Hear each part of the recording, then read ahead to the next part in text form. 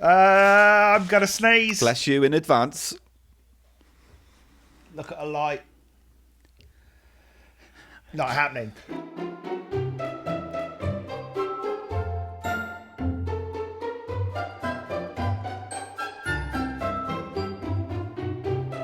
Hello, Paul. Mr. Biffo. How are you? I'm all right. I've got a tingle in my nose. Oh.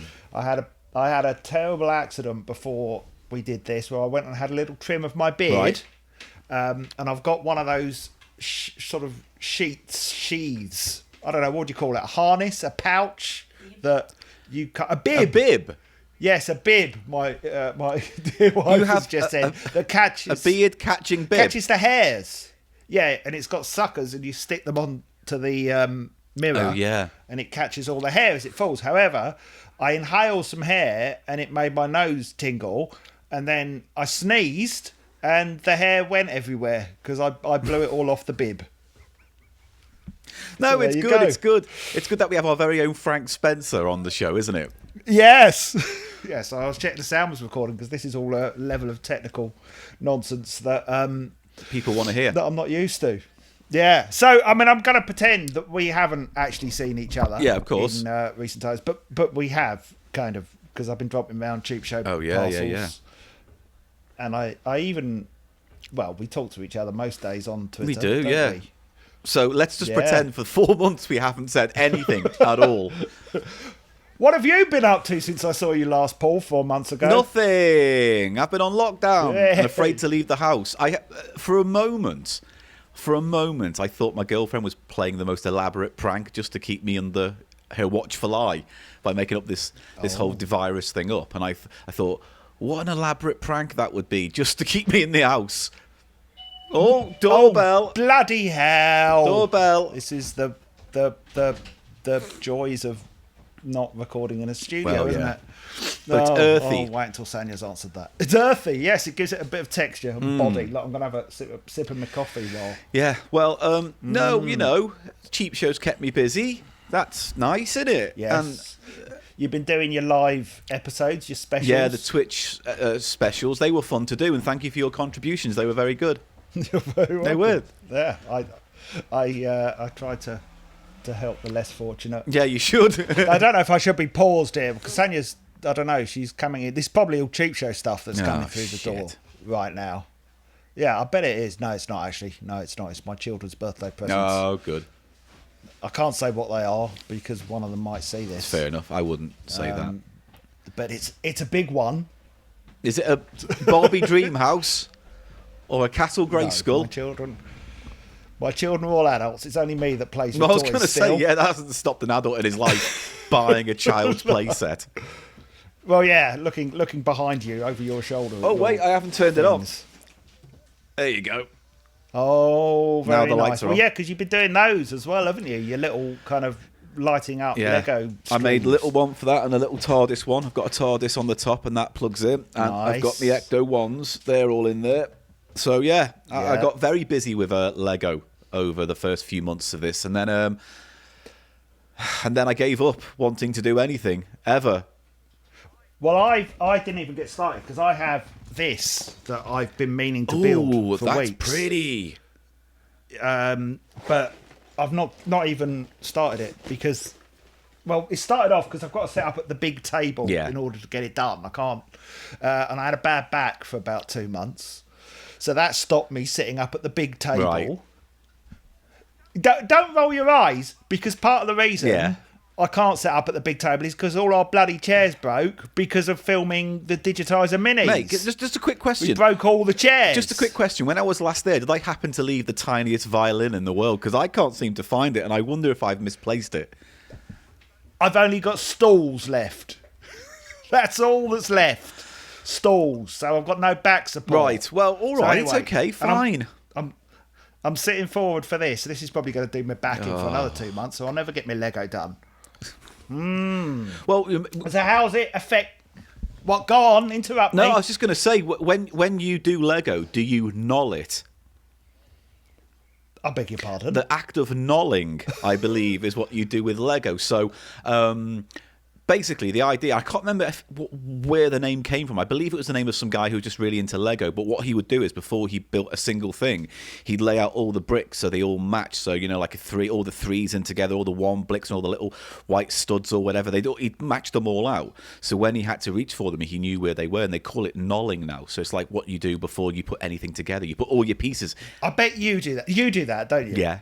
It's the best part. Yeah, I don't do that. I do it bag by bag because the bags are labelled and numbers. No, you can do it bag by bag, but you can still knoll each bag. I don't do that. I like searching through and finding the different bits. Yeah, the clitter-clatter of Lego Twix fingertips. It's nice, isn't it? Yeah, it is satisfying. Nice. It's slightly ASMR-y. Yeah, so no, I do want to do it at some point. But as well, I'm still slightly scarred from the cat destroying my previous massive Lego build. Oh, what was that? It was a Boba Fett's ship. The slave ship thing. The Empire Strikes Back. Yeah. And she knocked it off the top of the bookshelf. It's terrifying when that happens. It's actually heartbreaking when you sit there and like there's a little white cold moment of loss within you that you feel. Well, the thing is as well, it led to slight tension with Sanya and I, you see, because she has this whole thing that I should super glue my Lego together. Oof. And she seems to think that the Slave One falling off the high bookshelf would have somehow protected it. Where do you stand on super gluing Lego? Have you not seen the Lego movie? That's the one. Well, yeah, I know. There's the whole the Craggle. The what's it called? The Craggle. Yeah. No, you don't. I mean, look, I get it.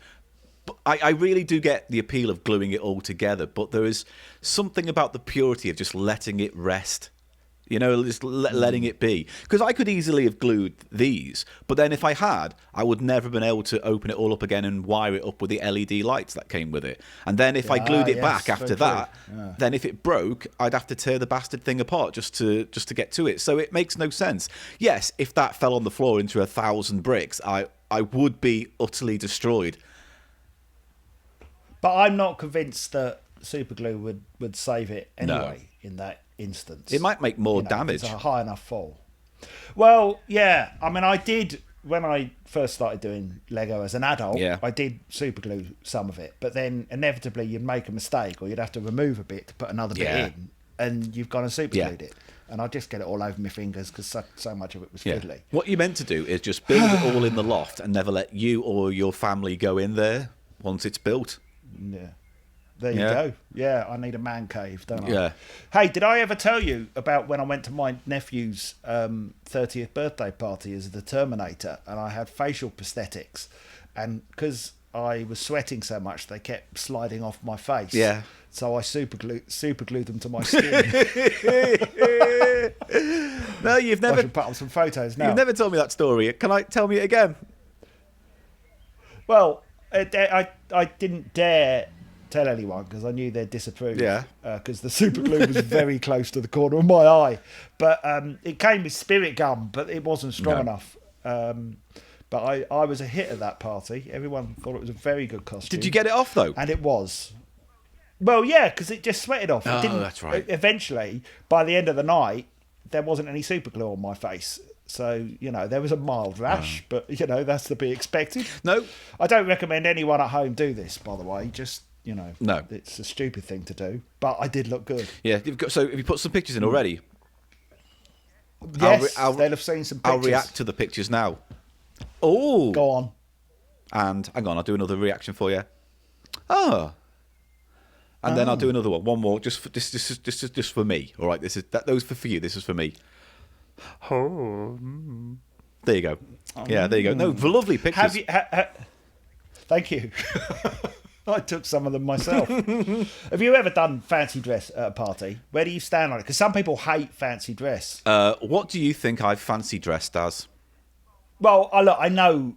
Okay, yes, I know you've dressed up as a Ghostbuster many, many times. Have you? I should rephrase it as: have you ever been to a fancy dress party as anything other than a Ghostbuster? Yes, but it was lazy. So years ago, this is at university. Actually, I think it was the first ever fancy dress party I got invited to, and me and my mate Jem were really lazy, so we just went as Ant and Dec, which we wore normal clothes and then just wore giant, oversized cardboard masks of Ant and Dec.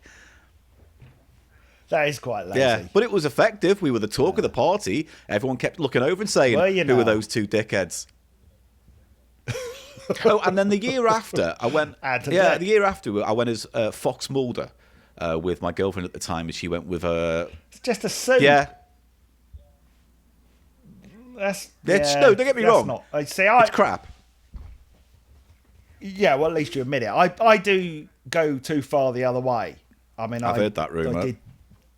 I did Darth Vader to my daughter's 18th, which again was far too over the top. Did you make it yourself, or did you buy elaborate costume? No. Well, I bought it, but I did do a little bit of work on it because I wanted it to, there were a few rough edges, shall we say. So I did a little bit of buffing.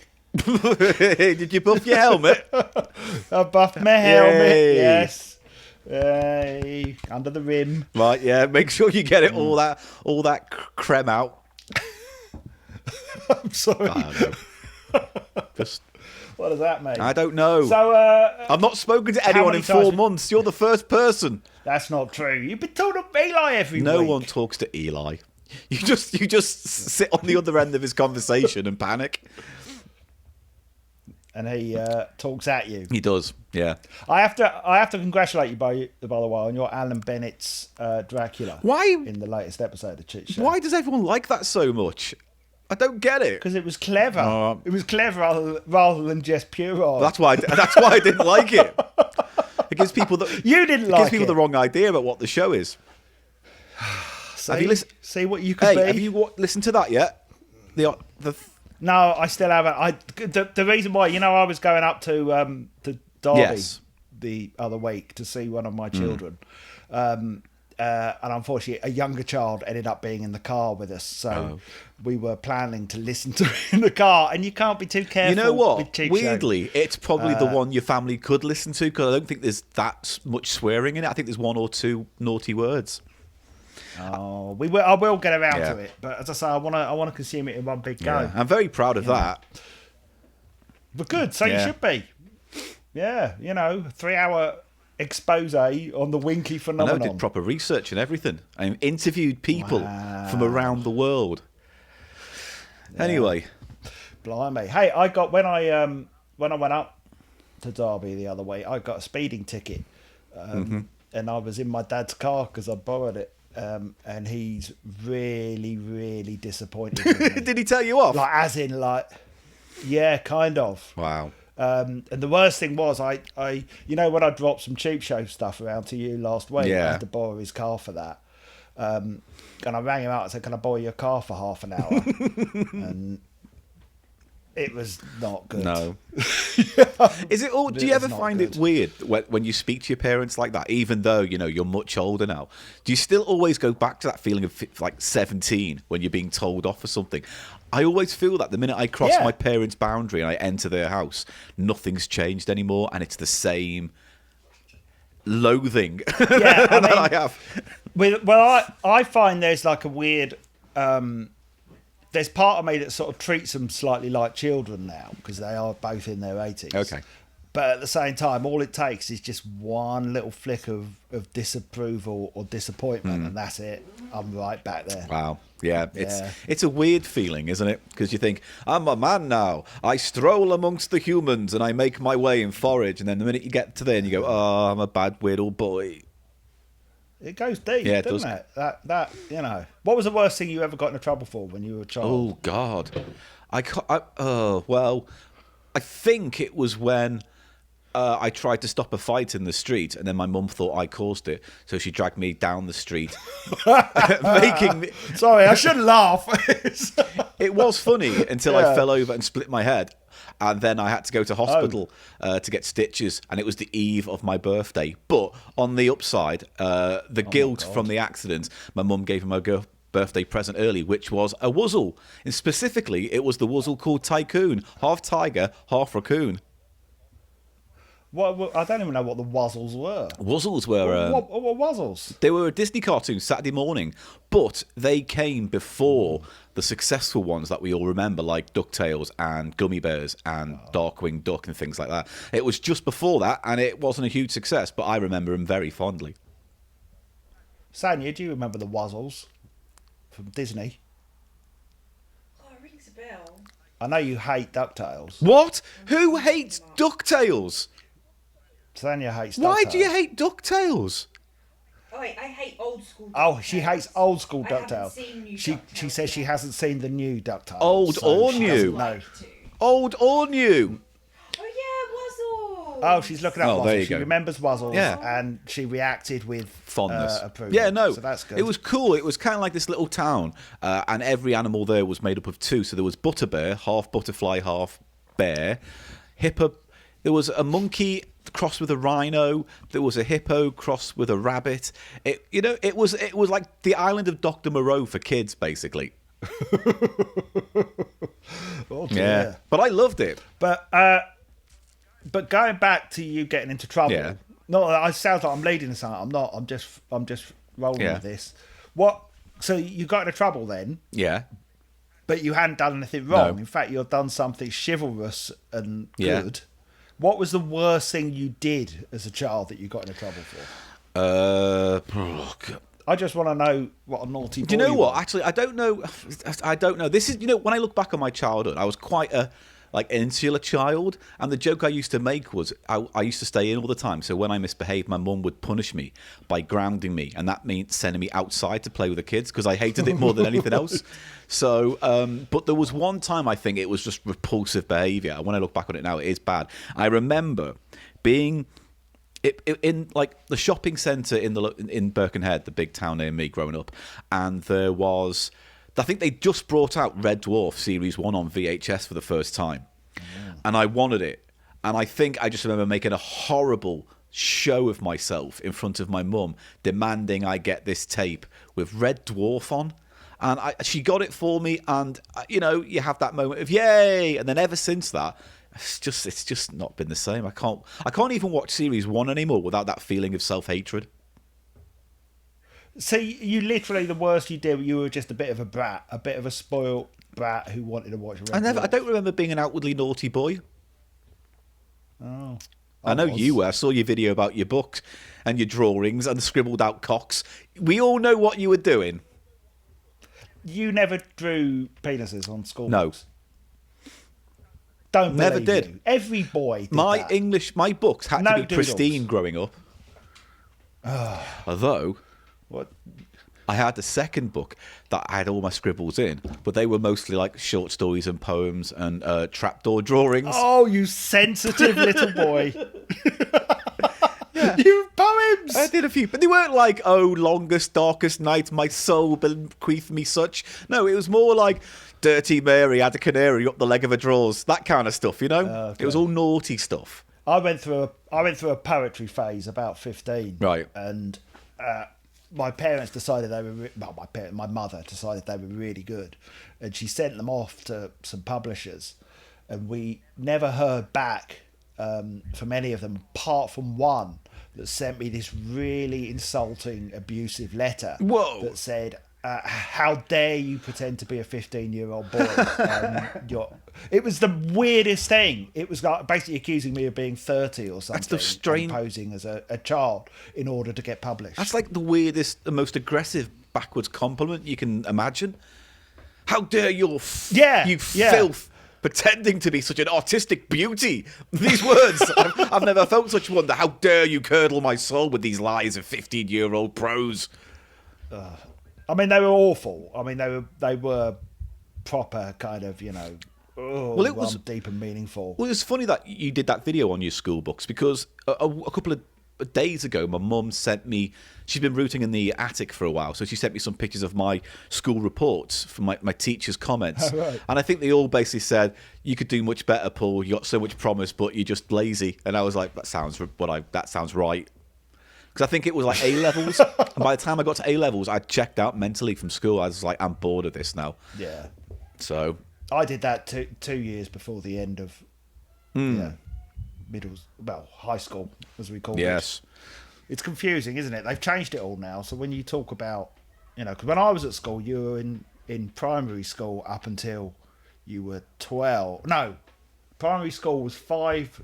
This is boring. No, it's true. I was trying to think. It is like 5 till what? 12, I had primary 13. school, middle school, and then high school. There were 3 stages, 3 different schools. See, I didn't have that. I just had primary school and then went to secondary school. And then there was sixth form college. Yeah. They've changed it in my area now. Well, our area, because we live nearby, We do. don't we? But yeah, it was 3 different schools. So it was from 5 to I don't know, 8, 5 to 8 or 9, and then you went to middle school, and that took you up to 12, and then it was high school. Yeah. Okay, so what's your proudest high school moment then? When you went to school, what's the moment you walked away went, fucking own that? I don't know. Probably doing one of my stupid stage shows. Probably throwing up on someone on stage. There was a load of sort of mashed up banana. Oh, and it stuff. wasn't real nerves. You just... No, I didn't literally go up on stage and like stick my fingers down my throat and throw up on someone. Good. Yeah, that I suppose. I mean, it was, pride. I don't know. Pride is the right word. I do remember one of my most... So this is one of those moments in school where it's embarrassing, but at the same time, it does make me laugh when I think back. So I seem to remember, and I can't remember if I've invented this or matched it up with something else, but I seem to remember there was a school's competition through Blue Peter, a TV show in the UK. That was like... What do you say that for? Because some people... Most of our... Some don't, though. Okay, yeah, well, that's optimistically suggesting but we you have never a know. massive international Well, audience. you don't know, do you? Anyway. We have a few. Hello to Blue them. Peter, a UK children's TV show, I think had a competition for schools. It was like design a ride for Alton Towers, right? And I remember our class had a lesson one day where the teacher went, right, what we're going to do in today and tomorrow's lesson, we're going to all sit down, we're all going to design the ride, we're going to send it off as one big class. And we're putting a lot of effort in. And I think I did some kind of Alice in Wonderland dark ride thing where it was like, a bit haunted mansion-y. And then there was another one who just did a roller coaster and another one who did a shit star that just rotated and span round like a kind of satellite ride. And then someone else did a bloody teacups thing. So when it all went in, I was quite confident, that mine was the best. I put different levels and designed it and annotations and what happened here and where the ride would go. And then fast forward a few weeks and then it's on the telly and it's like, we've got one winner from Wallasey School or whatever. And I was like, it's got to be me. It's got to be me. And I think we got told in class, it's like, yes, we want to announce now that the person who's going to be on telly will go to the final of the final few rides. And I stood up and then it was like, Jenny Rowe, can you please? Congratulations. And it was like, and I remember slowly sinking back down into my seat, humbled. That's just, I don't know, that's hubris, isn't it? You were so confident. Yeah, I don't know. I mean, I got some prize in a school's art competition. But I don't know. I suppose that was I didn't enter a lot of competitions. No. As a child. Did you ever do a lot of after school activities? No, none. Christ, no. I mean, once I had to go and be part of the school athletics team. But beyond that, no. God, no. I just wanted to go home as soon as school was finished. I didn't want to do anything. I remember we had a film club after school where we could watch movies in the assembly hall. But there were always those fucking awful movies from the 60s and 70s, the school's education ones. You know those really old... What's the point of having a film club if it's going to be that? Yeah, it was never Bed Knobs and Broomsticks or Mary Poppins. It was always Charlie and the choo-choo train through Dulwich at the 10:30 adventure. And you think, oh, God. Did you go to Saturday morning matinees? Like, when they used to have like Children's Film Foundation films at the cinema on a Saturday morning? I want to say yes, but I honestly can't remember.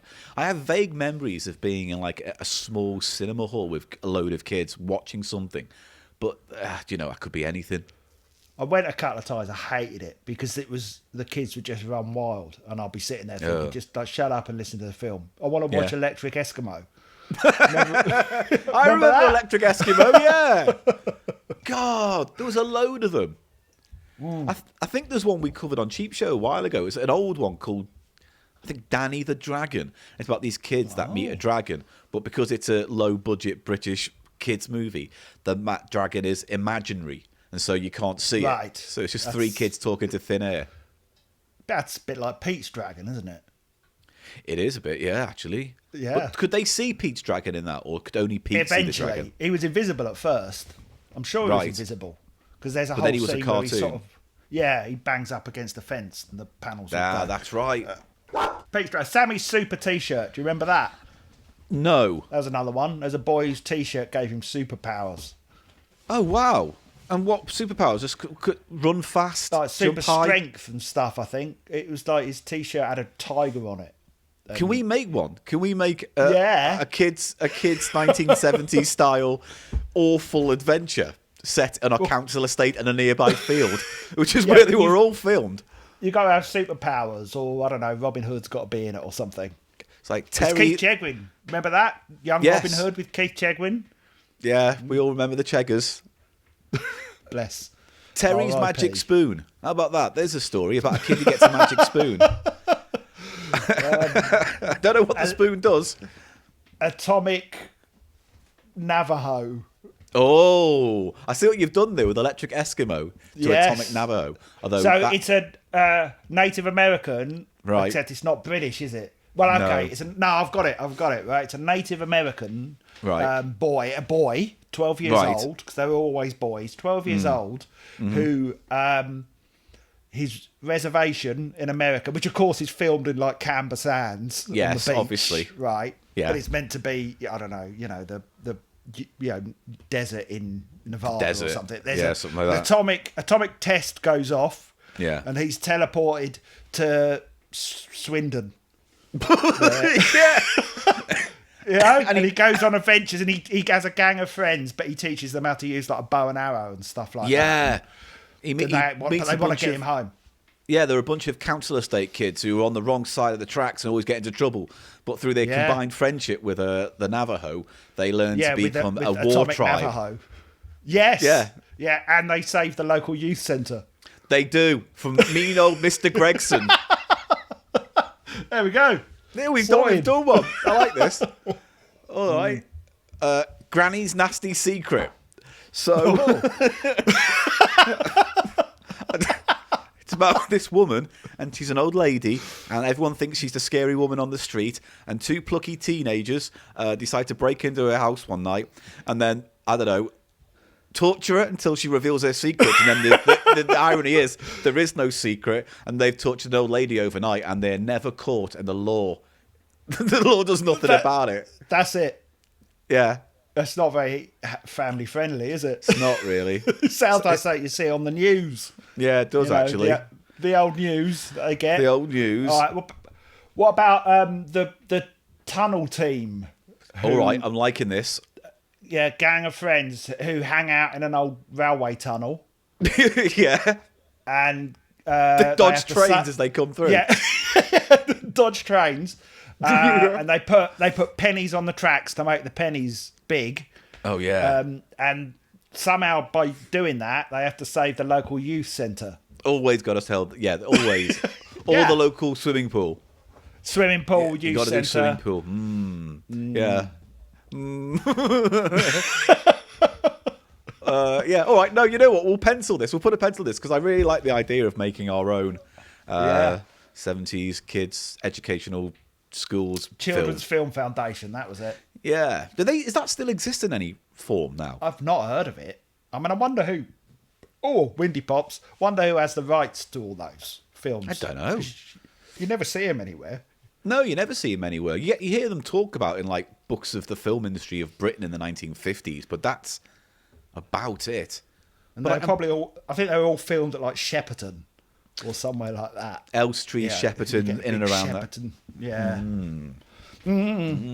Yes.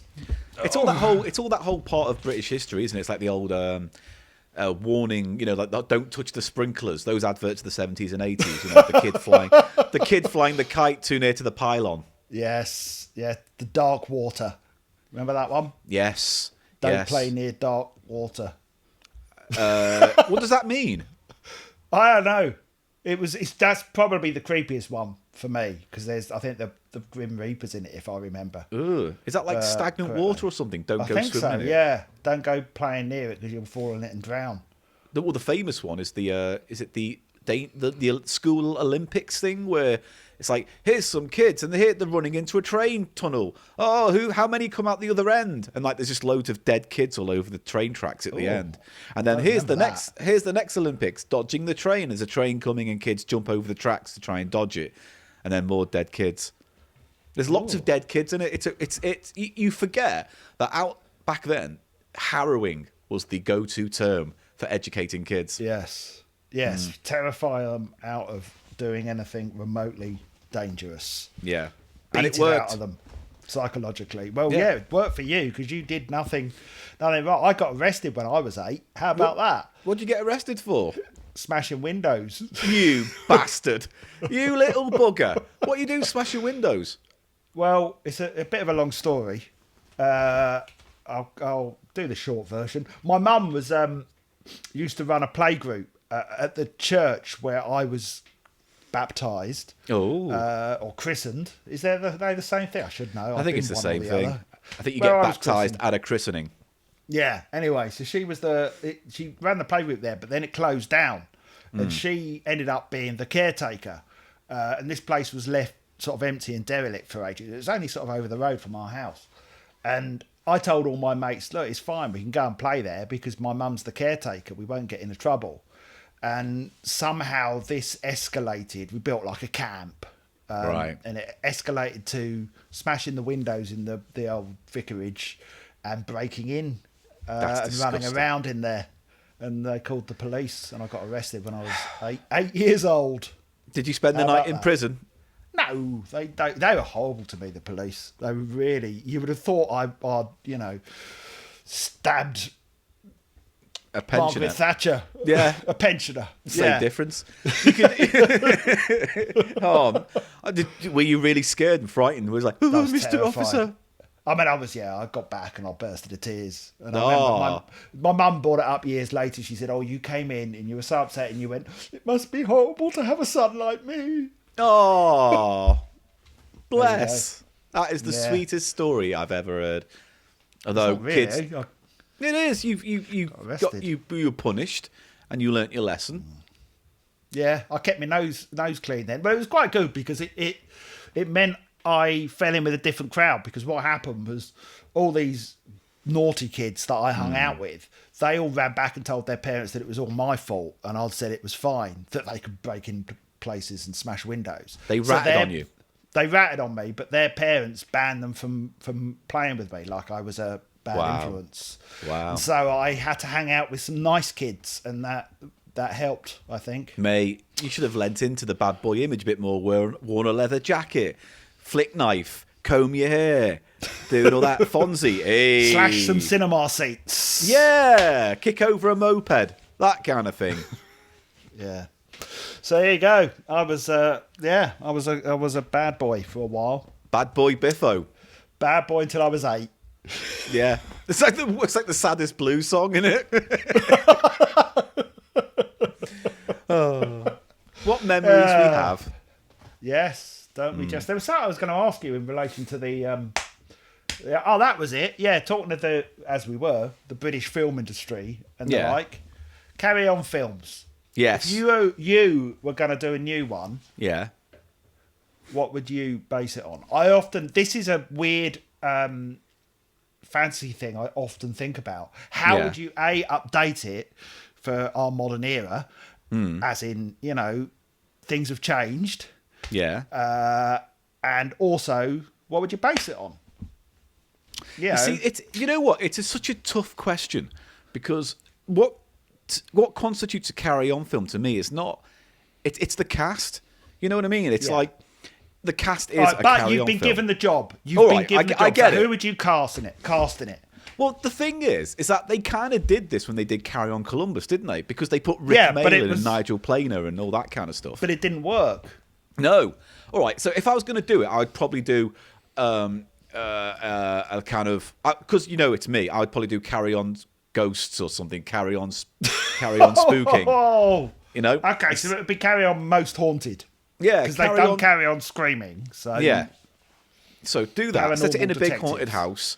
Lots of ghosts. In terms of cast, though, it's like I don't know. That's the hard one. I don't know who I'd cast. Yeah. All right, so going through the old cast, who would you replace him with? Jim Dale. How about Jack Whitehall, Paul? Oh God! And he said that to get that reaction. Oh, dirty.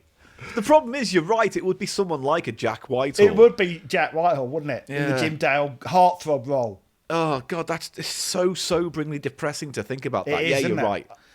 But like, the thing is, like, you can obviously go for the obvious choices, like they kind of did with Columbus, where it was like, let's put Julian Clary in because he's a bit kind of similar, almost to Kenneth Williams, but it's not the same thing. No. What would you do then? Well, I don't know. I think it's an impossible thing because there are I know a couple of guys who were involved with trying to do a new one post Carry On Columbus. Oh, right. And it was 10 years apparently. It kept going through different versions and iterations, but they couldn't get it right. A couple of guys called Brian Leveson and Paul Minette who they're a couple of vintage era comedy writers, both very nice men. But they tried, and I think it was in the end. It was people just went, "You can't do it." No, yeah, and because I don't think you can. And also, people kind of remember Carry On films wrongly because I think a lot of them think about the misses innuendo. But like, you look at the first few, and they are just ensemble films, really. And I'd like them to make something, because you can even make the contemporary Carry On films, which are, set in the modern day and it's all the wacky characters. But to be honest, if you're going to make a Carry On film, you may as well do a period thing or a genre one, because I think the ones that date the worst are the present day ones. Well, what if you Life on Mars it? You have a kind of modern, politically correct, woke comedian going back in time and getting cast in a Carry On film. That would be interesting, to be honest. That would be good. Carry On Life on Mars. Carry On Ashes to Ashes, Life on Mars. Yeah, whatever it is. The thing is, that's a really sound idea of a comedian going back in time and having to be in the industry he hates, or the part of the industry he hates. But I always wanted to do something similar. So I always wanted to do a horror film about stand-up comedy. So the idea is, this starts with a car full of stand-ups who are all car sharing to get to this gig in the middle of nowhere, and each stand-up is like an atypical one. So one's the political comedian, one's the edgy one, one's the artsy kind of hippie, cutesy one, and they all turn up, and then they find out that there's no gig, and the whole place they're locked in, and there's all mannequins in the chair where the audience would be, and it turns out the serial killer, the monster, is an old 1970s horrible racist sexist stand-up comedian, the club one, who died on stage years ago, and now he's come back because he hates the state of comedy in this industry. So he's like, stand up, you'll be dead. So better material than that, but you know what I mean? Like Bernard Kruger. Yeah, like a Bernard Kruger. Freddie Manning. Yeah, I like that. Freddie Manning. Yeah. Although, that's a bit more kind of, glam rock star name, Freddie Manning. Freddie Manning. Yeah. Yeah, it is. You can see him with a sort of one leather glove and So I like the idea of jacket. That. Yeah. Best film idea I ever had, I think, that I'm going to pitch it to you now, because anyone I ever pitched it to said, "Oh, it's a good idea, but you can't make that." Was a regular man. That's always a good way to start. I can see in the trailer now. Jump, a regular man. Jump. Go on, I'm sold. Accidentally goes back in time and lands his time machine on top of Jesus Christ and kills him. No. Yeah. And he's never really been to church, never read the Bible. Yeah. But in order to get back home, he has to pretend to be Jesus and make sure that the Bible and the New Testament gets written. Oh, you know what? I do like it. I do like it as an idea. It's a strange mix of